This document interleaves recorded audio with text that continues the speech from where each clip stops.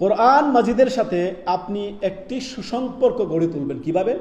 কোরআন তেলাওয়াতের মাধ্যমে, কোরআন তাদাব্বরের মাধ্যমে, কোরআনের বুঝে শুনে পড়ার মাধ্যমে, তাফসির পড়ার মাধ্যমে, অর্থাৎ কোরআনকে অধ্যয়নের মাধ্যমে, কোরআন সুন্নাহ অধ্যয়নের মাধ্যমে আপনি কোরআনকে বুঝবেন। কোরআনের ব্যাখ্যা হচ্ছে হাদিস।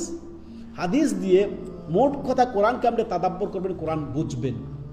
কেননা এই মর্মে রাসূলুল্লাহ সাল্লাল্লাহু আলাইহি সাল্লামের সহিহ মুসলিমের হাদিস নাম্বার 804 নম্বর হাদিস, মুহাম্মদুর রাসূলুল্লাহ সাল্লাল্লাহু আলাইহি সাল্লাম বলছেন, কোনো মানুষ যদি কোরআন পাঠ করে, কোরআন তেলাওয়াত করে, সে কোরআন হাসরের দিন বিচার দিবসে আপনার পক্ষ হয়ে আল্লাহর কাছে সুপারিশ করবে। কি করবে? সুপারিশ করবে। শুনেন, নবী সাল্লাল্লাহু আলাইহি সাল্লাম বলেন, ইকরাউল কোরআন, তোমরা কোরআন পাঠ করো। অধিকাংশ মানুষ আজকে আমরা কোরআন পাঠ ছেড়ে দিয়েছি। অধিকাংশ পড়তেই পারে না, আবার পড়তে পারলেও সে নিজে পড়ে না। বড় বড় হাফিজরা রয়েছে, মাসের পর মাস কোরআন ধরে না। আল্লাহ আমাদেরকে হেফাজত করুন। রাসূলুল্লাহ সাল্লাল্লাহু আলাইহি সাল্লাম কি বলছেন? ইকরাউল কোরআন, তোমরা কোরআন পাঠ করো।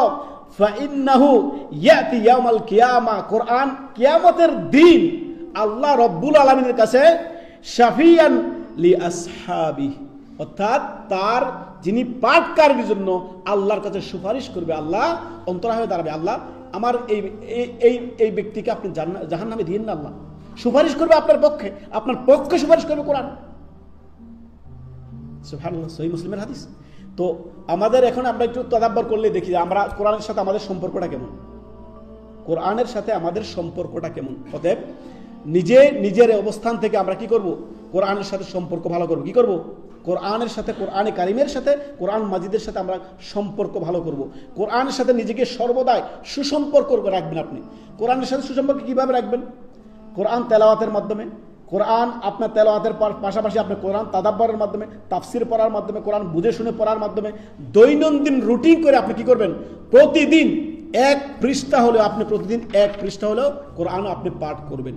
আপনি শিডিউল বানিয়ে নেন যে আমি প্রতিদিন, আপনার এক পারা পারছেন না, আধা পারা পড়েন, আধা পারা পারছেন না 2 পৃষ্ঠা পড়েন, 2 পৃষ্ঠা পারছেন না আপনি 1 পৃষ্ঠা পড়েন, 1 পৃষ্ঠা পারছেন না আধা পৃষ্ঠার পক্ষে পড়েন। কোরআন প্রতিদিন আপনি পড়বেনই পড়বেন। এটা হচ্ছে কোরআনের সাথে আপনার সুসম্পর্ক রাখা। কোরআন থেকে দূরে সরিয়েন না। কোরআন একমাত্র আপনাকে সঠিক পথ দেখাতে পারে। হুদাল্লিন নাস ও বাইয়িনাতিম মিনাল হুদা ওয়াল ফুরকান, সত্য মিথ্যার মধ্যে পার্থক্যকারী কোরআন। কোরআন যে পড়বে, যার জীবনে সে কি করবে? পাঠ করবে, তার জীবনে বরকতময় জীবন হয়ে যাবে। অতএব কোরআনের সাথে সুসম্পর্ক মানে কি? রাসূলুল্লাহ সাল্লাল্লাহু আলাইহি ওয়াসাল্লামের সহিহ মুসলিমের আপনার 804 নম্বর হাদিস।